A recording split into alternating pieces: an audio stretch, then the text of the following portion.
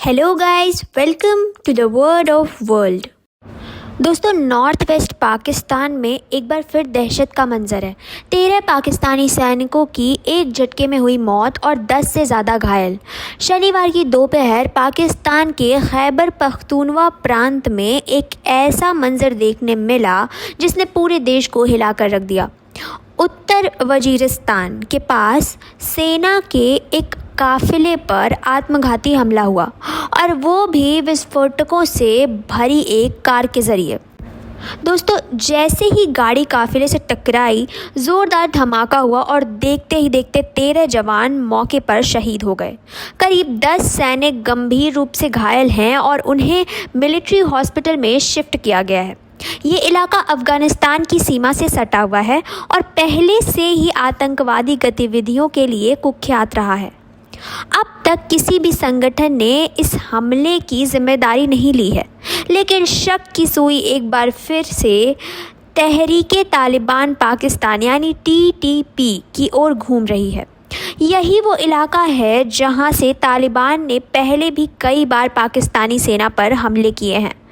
इस बार भी टारगेट था मिलिट्री की मूवमेंट और जवाब देने का कोई मौका ना छोड़ना। दोस्तों, अब हम बात करेंगे कि हमले की लोकेशन इतनी इम्पॉर्टेंट क्यों थी।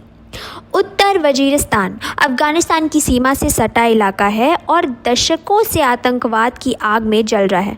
ये इलाका तहरीके तालिबान पाकिस्तान और कई छोटे आतंकी गुटों का गढ़ माना जाता है।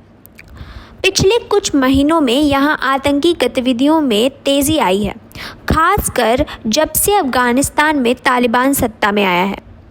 भारत के लिए क्या मायने रखता है ये हमला?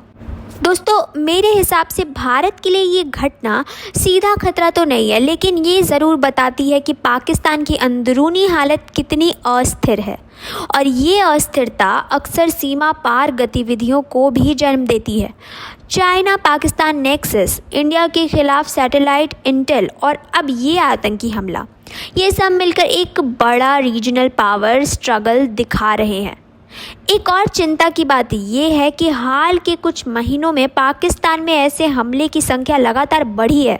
ये हमला पाकिस्तान की सुरक्षा व्यवस्था और आतंकी संगठनों से निपटने की रणनीति पर बड़ा सवाल खड़ा करता है। क्या पाकिस्तान अपनी ही ज़मीन पर मौजूद इन आतंकी ठिकानों से कभी पूरी तरह निजात पा पाएगा? और क्या ऐसे हमले पूरे दक्षिण एशिया में एक चिंता की बात है? आपका क्या कहना है? नीचे कमेंट्स में हमें अपनी राय ज़रूर बताइएगा और ऐसे ही इंटरनेशनल ब्रेकिंग अपडेट्स के लिए वर्ड ऑफ वर्ल्ड को सब्सक्राइब कीजिए।